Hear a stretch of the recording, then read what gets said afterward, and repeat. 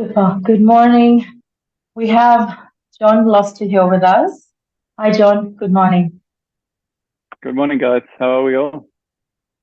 Very well. And thank you so much, John. I just can't imagine how you managed to squeeze this in this morning, but I am extremely grateful. And so is the entire fraternity who's gathered here today to hear from you. We will Always a not pleasure. keep you very long because we know the busy, tight schedule you've got. But it is such good luck for us that we've got you here to hear about not just the learnings that you have to give us related to sports physiotherapy, but in general, the role that you've played over the last 2 decades in the industry and more. And you're not allowed to stop. I hope you know that. There's no retirement for John Gloucester. But what we would Yeah. like to know, really, and the fraternity that's gathered here today for the conference, really, from you is, what it is really to be a sports physio, whether it is on field, whether it is in camp, whether it's in the dressing room, and whether it is even when you're off. I don't think you get days off because you're pretty much on call 24/7, 365, I'm pretty sure. But I guess, 100%. when the heat is on, when the pressure is on, um, you know, what is life like for John Gloucester as a sports physio? The stage is yours, John. Look, thanks very much, and thanks everybody for being here. It's wonderful for me to be here, albeit virtually. It's almost like we're back to COVID times with this, but I'm sorry about that, given that I'm away traveling. But I was always keen to ensure that I got an opportunity to at least say something to you all and about my experiences over the last 20 years in the Indian sort of sports context or the sports world, and my last 30 plus years. And that makes me sound old, I know. My last 30 odd years as a sports physio, 26 of which have been predominantly with international cricket, but also mixed in amongst a number of other things, Olympics and various other wonderful sporting opportunities that I've had. So I'm going to dive in, and I'm just going to keep talking. I think I'll probably come up with a few things. I've got a few notes that I'd like to come back to, but as Kruti mentioned, and I think all of you appreciate that we've probably got one of the best jobs in the world, being sports physios, being sports physicians, being involved in elite sport. And we all get to combine our love of sport and travel and medicine and put it all together in a nice little package and hopefully help athletes and sports people to be the best they can. And that's predominantly what we're here for.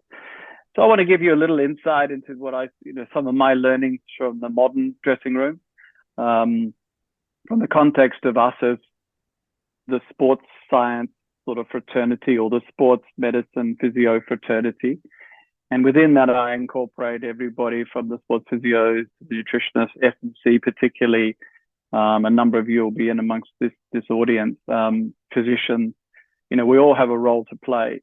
But as you know, it now comes with so much more responsibility, given how sport has sort of changed over the last decade or two. The great Earl Warren, who was a Sports Illustrated writer back in '68, said that man's achievements are always on the back pages and man's failures are always on the front pages of the newspaper. And I'm certainly one of those people that reads the back pages first. I always dive to the sports pages. And so what we need to think about is how can you and I as sports physios and allied health professionals continue to bring Indian sport and ensure that those sort of back page stories display more of India's sports successes rather than the failures. And again, that's probably what we're all here and why we're all collected in order to help those outcomes. As I said, It's been sort of nearly 32 years for me in this business, and it's been extremely rewarding, particularly my last 20 plus years in the subcontinent. And that's where my greatest learnings have probably taken place, is my exposure to not just Indian cricket and the Indian cricket fraternity, but also the greater sporting fraternity here in India and the subcontinent. And for us, things are changing. I mean, they're changing rapidly in the sports medicine world, the sports physio world. It's an evolving profession, so we all have to evolve with it.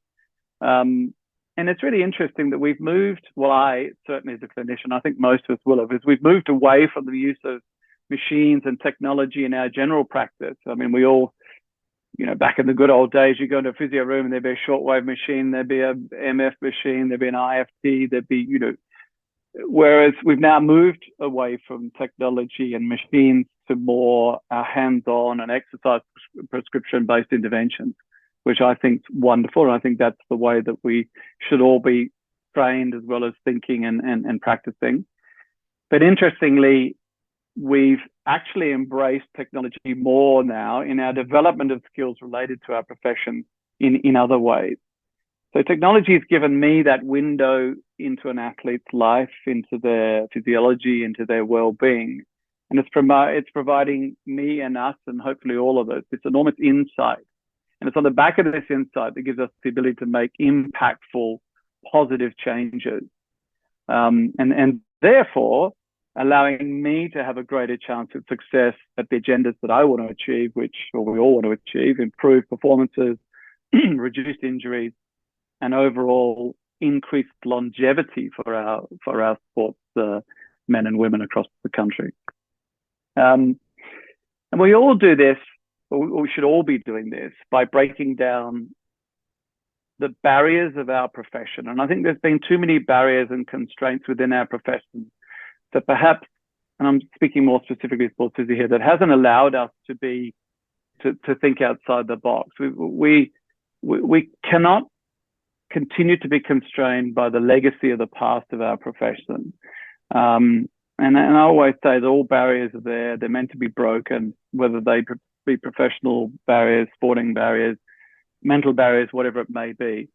And many of you may have heard me talk about, one of the greatest stories of breaking barriers of all is the Roger Bannister story. Roger Bannister, the great English runner who was the first person to break the 4-minute mile back in 1954. And people had been seriously attempting to break the 4-minute mile in running since the 1880s. And it was interesting that once it was broken by Roger Bannister, within the next month, it was broken 3 times again. The great Peter Landy, the Olympic medalist from Australia, broke it within the next month. And then in a race just after that, 3 people in the same race again broke that 4-minute mile that they'd been trying to break for the previous 60 years. So why did that happen? It was all about the barrier. And once the barrier has been removed, then for the first time, the possibility is then seen beyond that barrier. So Roger Bannister, in his own way, had taught us about these psychological barriers, particularly in sport and in our profession, being a limiting factor. And we can translate that to any of our environments that we work in. And so this breaking of new ground, and we all need to think about our professions as how do we break new ground. And all that changed for him with that example was the mental model was changed. So the runners of the past have been held back by this mindset that no one could surpass the 4-minute mile. But when it was broken, the others saw immediately that they could do something that they had thought previously impossible. And I think that's the mindset that we need to take into all of our allied health professions, because that's ultimately the mindset that's going to allow us to grow, but also for our athletes to then benefit from that growth. Absolutely. The main focus for, Chrissy, yeah? I just will ask one quick question in between. I'm sorry. When we speak of barriers, Sure. Have you noticed a change in the kind of barriers you saw, say, 20 years ago within Indian sport and sports physio versus the barriers today? Because there are still barriers, I'm sure you know that.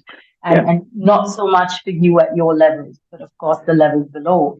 But how have those barriers changed? Just quickly, if you don't mind us getting some insight. Yeah, there's barriers for all of us at all levels of our profession, and it's one thing seeing the barrier. It's one thing for us allowing that barrier to stop us moving forward. But the greatest one that I think has been shifting is this understanding that we're all part of a holistic approach to athlete health and allowing others to have inputs into our space. And I'll talk a little bit about that later on, because I think that's important that we have to appreciate that that others have skill sets that we don't, that ultimately is going to benefit. And previously, we never really, one, we didn't have access to those individuals, and two, we were very reluctant to let them into our space. We were too protective. So if there's one barrier that I have seen broken down, is this one of protection of our own space, which I think is a really big thing. So what it comes down to for us, as you know, is around this whole concept of injury prevention and how do we do that? How do we go about that? In Major League Baseball, injury prevention, as they call it, was labeled as the Moneyball 2.0 because there's this belief that staying healthy is the number one predictor of success. And the great Billy Beane, who the Moneyball movie was all about, who I've interacted with also, who's an investor in Rajasthan Royals, fortunately for us. This was his mantra. You know, if you can stay healthy, that's going to be perhaps the biggest thing we can look at in terms of predicting success and outcomes for our athletes as well as our teams. And with good reason as well, because the previous year's injury bill for just the Major League Baseball season alone was over $1 billion. So this concept of staying healthy, staying injury free is going to be a really big, mantra for all of us to hang our hats on. In a recent UEFA study, and this is fairly obvious, but it showed that the teams that have the fewer injuries in the season obviously perform better in both their domestic leagues, but also, as we all know, in the Champions League. And this can translate directly to the IPL because if you have consistency or lack of injury means consistency of selection or team selection, which then therefore means greater consistency of performance. And at the end of the day, what does that translate to? It translates into money. And unfortunately, that this world is driven by cash at the end of the day. I know that's common sense, but what this sort of means for us is that wellness is, and we use this concept of wellness more and more in sport, is this is the gateway to performance and therefore the platform for success. So always keep that in mind, that this is ultimately what we're striving for, and that's the outcome we need to be looking at. On the back of that, as I said, it's also very important to understand that sport is a very, very big business, and IPL is an incredible example of that. The revenues, it's a $10 billion league. It's now the second most valuable sporting league in the world. So the eyes of the overseas sporting world are now truly fixed on Indian sport as a result of that. And this recent announcement of the Prime Minister's intention to bid for the 2036 Olympics has also brought a renewed interest into Indian sporting geography. But are we ready for it? And we need to ponder that question, are we ready? Is the infrastructure ready? The eyeballs on us now from the other leagues around the world. There's sudden interest in this, the world's second biggest league. We are becoming a focus, and we need to demonstrate within our world and the ecosystem support that we provide to athletes and teams and the general sporting population that we're capable of doing that. And we can only do that on the back of knowledge and learning, which is what this is all about. And thankfully, that's why we're all here, and that's why I'm, really happy to be here. And so the players that are in my world of the IPL at the moment and all the franchise-based sports, they're viewed as assets, effectively, where they're bought, they're sold, they're traded on a market like commodities on any stock exchange. But because of the money that's invested, the franchises now need to see return on these assets. They've invested heavily in them, but they can only do that if they're on the field and they're performing and they're being visible. So that, for me, then poses the most obvious question, and I pose this often to people, is, so therefore, who's the most important person in the modern sport team dressing room, particularly in sports like cricket, football, AFL, and some of the other team sports as well? Previously, it was probably the coach or the manager, because they plan, they set it all out, they're the sort of the orchestrators, they're the conductors of that audience. But at the moment, I think there's a big shift, and over the last 10 or 15 years, we've definitely seen that in sport. In most dressing rooms now, it's the physio and it's the S&C and the associated sports science team that supports the athletes. And in most dressing rooms, it's really only the physio because often they don't have that other support. We determine who plays, who doesn't, how durable they are, how fit they are, how injury resistant they are, how happy they are, and that's another big piece that we'll dive into, and how connected they are to the rest of the team. We're the people that probably determine all that, and they're all the determinants of success if you break them down. And so me and my team, we are effectively the risk mitigators for the investor, who's the franchise owner. And we have numerous strategies in place that we implement to mitigate that injury risk. So the coach can have all the best plans in the world, but if the player is not physically prepared enough, not strong enough, not durable enough for them to implement on that plan, then it's pretty much a waste of time. So you can have the best coach in the world suddenly become the worst coach in the world because his players just aren't fit enough or durable enough to stay. And we see this in the business world as well. And if you want to put it into business terms, we use this term in business strategy around expectation mismatches, where and that's one of the biggest sort of contributors to failure is the coach will have one expectation of an individual or a team based on fitness or whatever, but the ability or not fulfilled by the player means total failure across the results pages. So as sports, I think it was Nick Davies, who's a really big sports scientist, broke it down and basically said, to sum it all up, is it's our role to provide a physical platform for these players to be able to play and express themselves on a match day. And pretty much that's what it comes down to in a nutshell. And as you and I know, and we all know, the players are of no use to anybody if they're sitting on the physio couch, and they've got to be out there performing. The asset needs to be delivering consistently for it. So therefore the physio and the S&C team or the sports science team collectively are those asset managers. We are the risk mitigators. And it's not just for that 6 or 8 weeks of the tournament, but actually it's all year round. We need to manage these assets, maintain the relationships, build the structure around these, consistently throughout the 12 months of the year. And that's the key, particularly this relationship build, which goes on throughout the year. It's not just the 2-month relationship and then they go away, because the stronger those relationships are, then the more you're able to get out of that athlete. And that comes from having frequent associations with them. So maintaining contact throughout the off season is critical for that to happen. And so because of this, we then have to keep growing around them. We grow around them, we grow for them. And we do this, as you know, through embracing new ideas, being open to new concepts, being flexible in our thinking, mobile in our practice, and again, being very flexible and agile in our learning. And you can parallel that, I suppose, to T20 cricket, adaptability, flexibility, being mobile, all those things are very, very relevant to our practice and the way we learn and take those learnings forward. And so therefore we have to adapt to keep up.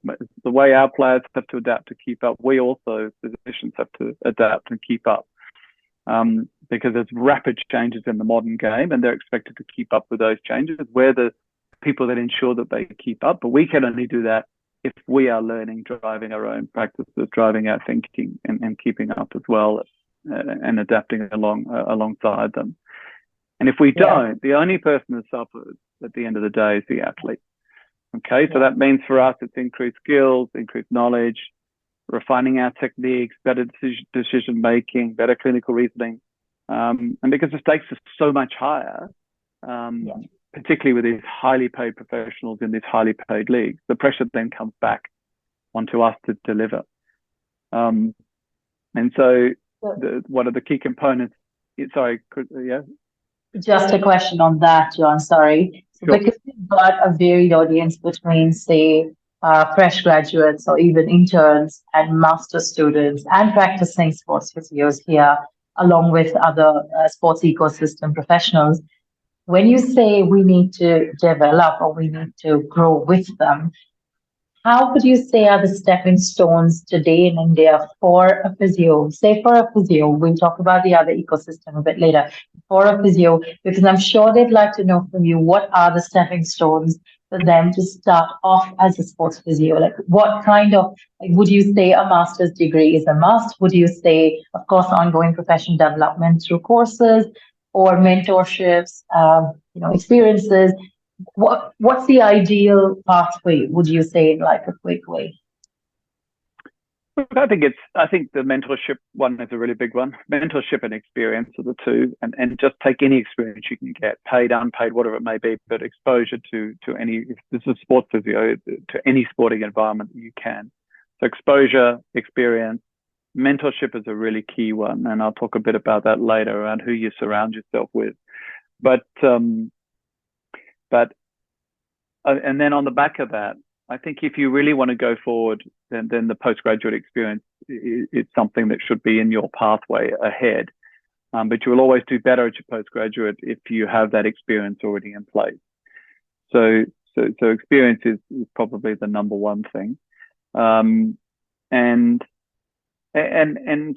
point that I was going to raise also is that you try and develop your other skills as well, because they also come to the fore critically. Particularly your soft skills. So your communication skills. Okay, the better communicators become the better sports clinicians. So use this as an opportunity to learn about your own soft skill development, your communication skills. This sort of being part of and being able to integrate within a multidisciplinary sports support team, knowing that that's the environment you want to be going into. These are the skills that you need to have. So train for those skills as well. Much the same as any athlete has to train to do things, we need to be training some of these things, because these are the differentiators for us later on. We're all going to have good hand skills, we're all going to treat and whatever, but the big differentiators when it comes to athletes, and part of the thing that I'll talk about in a bit is this: what are these relationship building tools? So I think that, these are probably the things that you need to develop most, of these soft skills that are around our hardcore clinical assessment tools and treatment tools that we have in our toolboxes. Fabulous, thank you. Yeah. So that's a really really important piece, this whole communication piece. And are we covering every single base? We'll only ever know that if we have a relationship with the athlete. The point I raised before is that, we're never going to know everything as physios and sports physicians, but you have to be humble enough to admit that we all have limitations, and you then need to reach out to this curated network, this mentor sort of piece, if you may have those in place, in particular in people you trust. And those relationships take a while to build, those professional relationships, but you need them in place to get the right answers. There's no shame in saying I don't know, but then say, but I do know someone who does, and I'm going to seek their counsel. Okay, and I'll tell you, if you do that and take that approach, admit your limitations, then the athlete will thank you later on. Trust me, rather than hanging on to them, saying yes, but delivering nothing, you'll forever damage that relationship with the athlete. But I think you said what's changed before around barriers, what's changed now professionally. I think this is one that I'm seeing changing, is that us getting sort of better as clinicians by building these sort of preferred provider networks around us, and then being able to access them.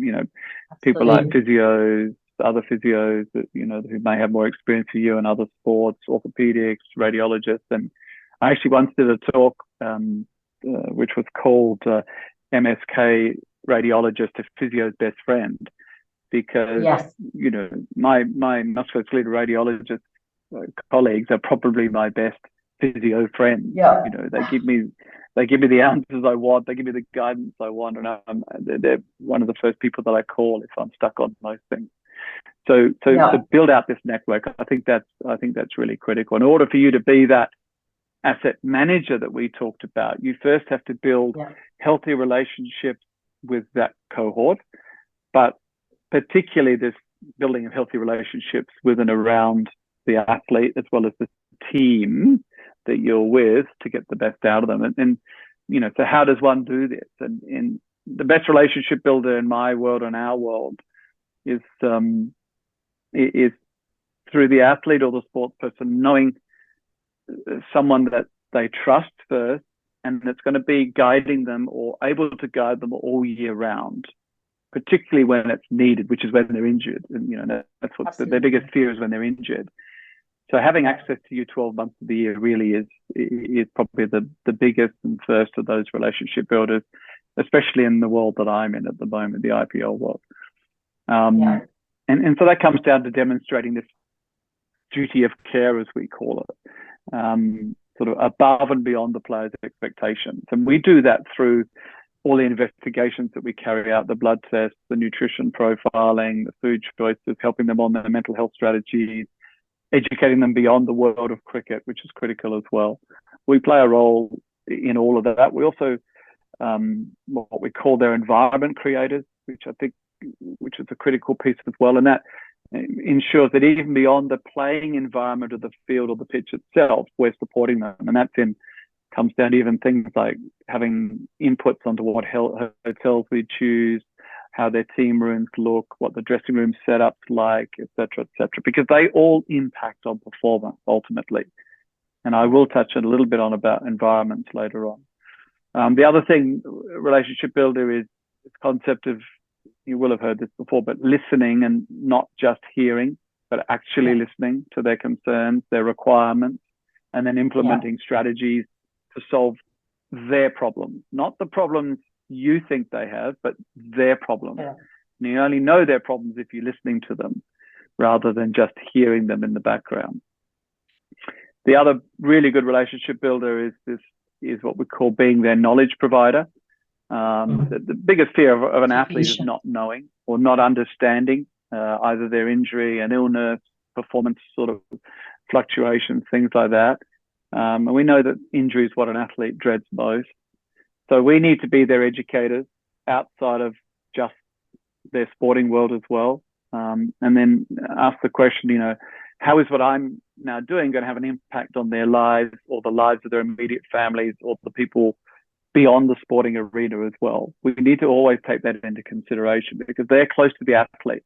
So if we're impacting the athlete positively, but we're also impacting their immediate environment and the people that are closest to them positively, then that is a huge relationship builder. But we can really only do that if we're exposing them to the latest and best practices that we have in our respective fields, whether that be through refined management systems, a process, particularly a process-driven approach to their care, providing structure around them, using technology, addressing their overall holistic health outcomes, particularly with that eye on their long-term health outcomes. That's a particularly powerful relationship builder if you're considering their long-term health outcomes for them, not just the immediate impacts we have. And for us to always realize that the impact that we have on them now and the decisions that we're taking on their behalf regarding their health and well-being has to be done with an eye on the future. Okay. Their future health is critical and it's determined by what we're doing with them now. Okay. And that's such a big difference from, say, 10, 15 years ago, isn't it? That's a very big difference. Big difference. I don't think, say, 10 years ago, they would have thought of even 5 years later what this person's going to be like. Exactly.